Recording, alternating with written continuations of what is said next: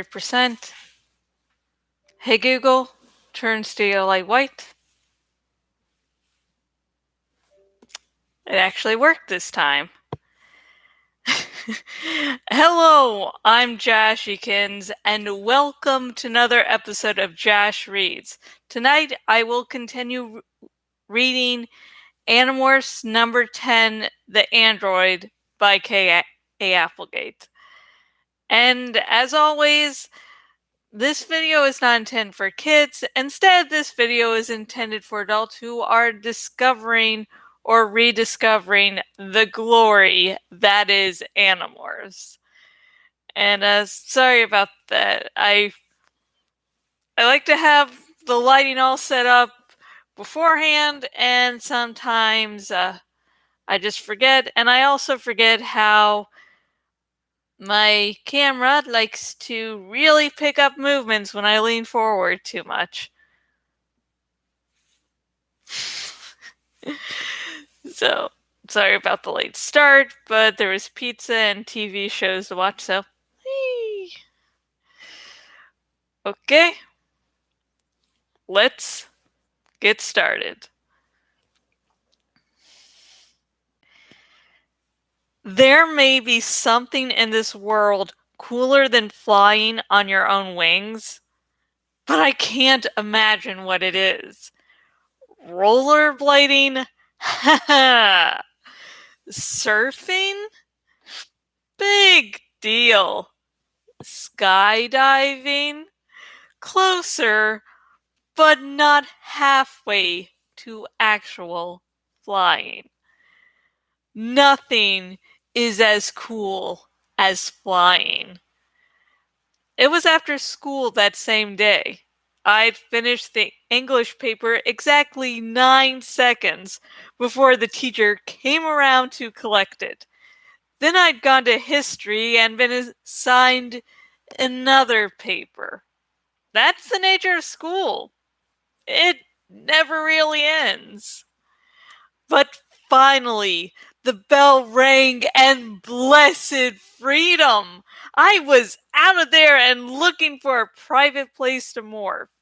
I wanted to check up on Erek. Remembering the funeral and all had made it seem even more important, although I wasn't sure I knew why. I climbed up onto the roof of the gym. Of course, no one is supposed to go up there. But hey, it was for a good reason. I morphed into an osprey. It's a bird, a kind of hawk that usually lives right near the water. I spread my broad wings and I flew away from school. Tell me you haven't sat there in some boring class while some teacher went on and on and on and on about how X equals Y, but only if you multiplied it by pi, and wish you could just fly right out the window. Zoom! Goodbye! Well, I can't fly right out of class because if I morphed in class, there would be a lot of screaming and hysteria. But I can come close to doing it. Kids were still piling onto the buses as I caught a nice little headwind and used it to go airborne. I zoomed high above all the kids heading for their buses and all the teachers heading for their cars.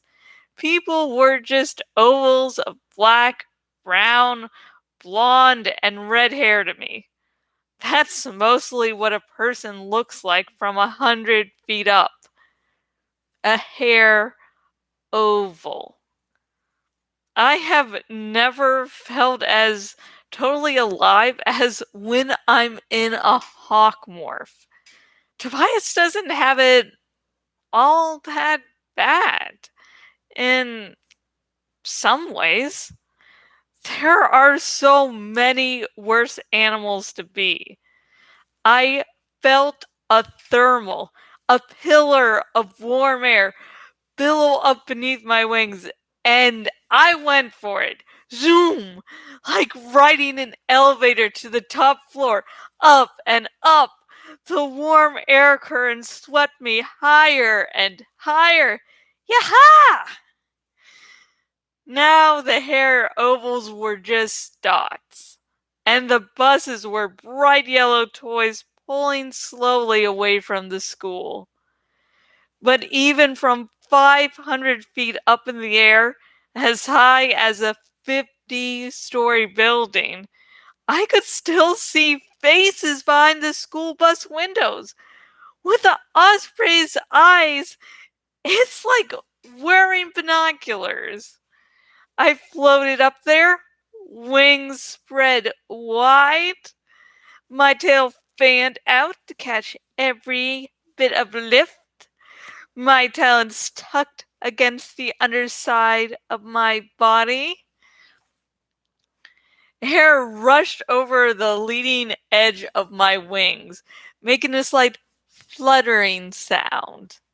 Wind flowed over my streamlined head, and I kept my hooked beak pointed forward to maintain every ounce of momentum.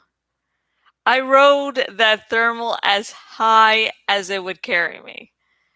I learned that from Tobias. See, the thermal will give you altitude for almost no effort, and you can turn that altitude into distance. It's like soaring to the top of a mountain, then skiing down the slopes in whatever direction you want to go. Still, it did eventually require some hard wing flapping to get to Erek's neighborhood. I spotted Tobias from far off, when he would have been invisible to any human eye. He was riding the wind, just like me. Maybe with a little more style, since he'd had so much more experience. When I got close to enough to try thought speak, I called to him. Tobias, can you hear me? I can hear you and see you, Marco. I've been watching you for 20 minutes. No way! I just spotted you. You have to know what to look for, Marco. By the way, when I count to 3, you need to bank a very sharp, very fast left turn. Turn? Why? Just do it! 1, 2, 3. I raised one wing, lowered the other, skewed my tail, and cut a sudden, sharp left. Boom! Ah! A missile blew past me, doing what seemed like 1,000 miles an hour. Only it wasn't coming from the ground upward. It had fallen from the sky down, and this missile had gray feathers. The wind from its passing nearly knocked me off balance. It was half a mile away, down and south, by the time I could even try to think about focusing. I saw swept back, slate gray wings, and a tight tail. It was diving away from me so fast it made me look like I was standing still. What the? What was that? I yelled. Welcome to my world, Tobias said. That's a peregrine falcon. You know, like Jake's morph? They usually prefer to knock off a tasty pigeon or the occasional duck. It must have been the way you were flying. He probably thought you were big old clumsy duck. Jeez! What did I ever do to make him mad? Shake it off, Tobias advised. He missed, right? I know that bird. He's not as good as he thinks he is. He's taken a shot at me before. He must be hungry. Suddenly, flying didn't seem nearly as fun. Yeah, I'll shake it off. That should be easy, since I'll be shaking for at least another hour. It's not all about riding thermals, Tobias said dryly. Come on. You want to see our boy Erek? I moved closer to Tobias. Much closer. This was his world up here in the air. He knew what he was doing. By the way, thanks, I said. Always remember to look up, Tobias advised. The danger is usually above you. But on a lighter note, that's Erek right there. He walks home from his school. See him? Coming to the corner? I spotted the oval of hair below me. Yeah, I see him.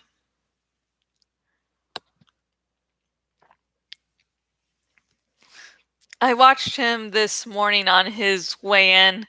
I watched him play soccer during gym. They play soccer? They play soccer during gym? Man, we never get to play soccer. Now he's heading home. I'm going to let you take over because I am hungry. And I am also bored with looking at the top of his head. Did he do anything weird or different? He scored a goal in soccer. Does that count? Hey, look. I had noticed 3 guys closing in behind Erek. Something in the way they moved caught my attention. From high up, it looked almost as if they were hunting Erek. That's not good, Tobias said. We both spilled air from our wings and dived, wanting a closer look. I could see the face of one of the guys behind Erek. It was an expression I had seen before. The idiot, giggling sneer of a bully. Suddenly, the guys raced forward. Erek spotted them and started to run. It was a street on the edge of a development. There was a lot of traffic to Erek's left and a stone wall to his right. The stone wall ended about 50 yards away, where it opened for the entrance to the subdivision. If this guy is a controller, these punks are making a serious mistake, I said.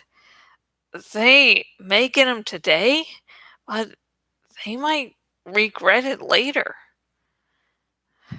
Maybe I'll just give that one jerk a little Talon haircut, Tobias said.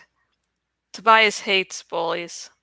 Back when he was human, he was a kid most likely to be pounded on.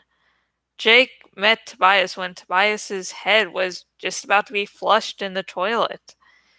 Naturally, Jake helped him. Tobias, I don't think I started to say, but it was too late. Tobias was in a stoop and aiming for the biggest guy's head. It all happened in a flash. Erek ran. He tripped. He sprawled forward out into the street. He slammed into the broad side of a passing bus. Wham! I could hear the impact from up in the air. And then For just a second, Erek wasn't there anymore. Something else was where he had been. Something that seemed to be made of patches of steel and milk-white plastic. Then, in the next split second, Erek was back. A normal boy, lying winded on the sidewalk. The bullies ran off. The bus driver never even noticed and drove on. Tobias opened his wings and nearly stopped in midair. "Did you see that?" Tobias asked. "Yeah, I sure did." "What was that?" "I don't know," I said. "But I know what it wasn't. It wasn't human."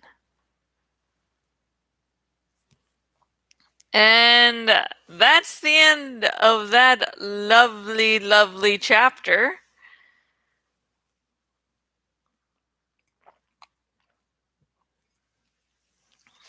In this chapter, we are reminded of how dangerous Tobias's world is, even without the additions of the Yerks and, the whole trying to save humanity thing.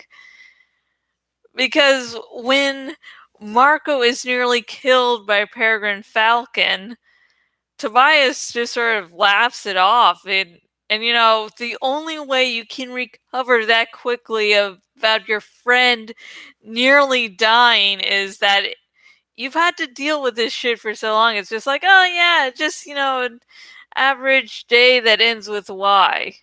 It's like, wow, this is, this, poor Tobias. Tobias needs a hug. And I sort of read him as when he's warning Marco, like, God damn it, I'm going to have to save your ass, aren't I? Yep. Gotta save Marco's ass, just so he can annoy me in the future. Oh, God, I guess I gotta save your ass, Marco. So, yeah.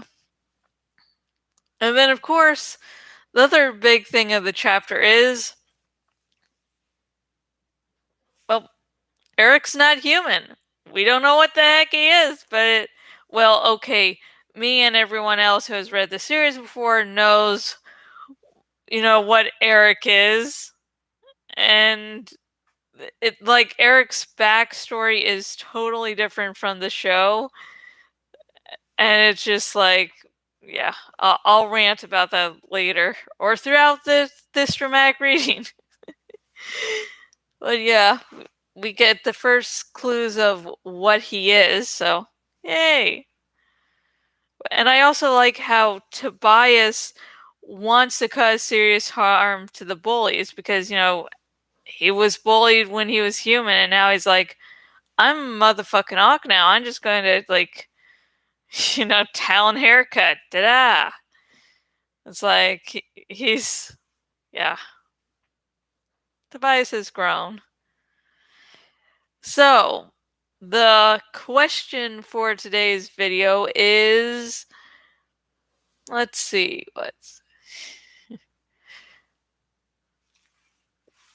what do you think about when Tobias just easily recovers after Marco's nearly gotten killed, and what do you think about that? Like, Tobias's response is to laugh it off, like, yeah, this happens all the time. Yeah, that's a stupid ass bird. What do you think about that? Comment down below. Also, comment with anything else you noticed about this chapter, but no major spoilers. I'm hoping against hope that some people get into the series via these videos, so if you have read the entire series, you know the awesome twists and turns and how horrible it would be if those twists and turns were spoiled for newcomers, so please don't. And let's see. Oh yeah, please like this video if you want to give Tobias a hug. You need to like this video to give Tobias a hug. He needs hugs. He needs all the hugs. Also, remember to subscribe so you won't miss out on any more Animorphs content. I am going to be reading the entire Animorphs series. And if you do want to listen to some, audio of people reading the series with way more talent than I could ever have, the first 10 books in the Animorphs series are available, in audiobook form. So we have some audiobooks for the first 10 books. Yay! So, and also, if you're watching this on my Bloggity blog and watching on the desktop version of my Bloggity blog, please choose the follow by email option so you will never again miss out on anything I do. And I believe it will be on May 23rd is when my next long post will be released and will be about Game of Thrones. So if that interests you, don't miss that, please. And, well, that's it. I hope everyone is staying safe. If you don't need to go out, don't go out. And for everyone who's an essential worker, thank you. I wish I could, give you better working conditions, give you better pay, but I am sadly currently not in a position to do that, so all I can say is thank you very much. And until next time, goodbye.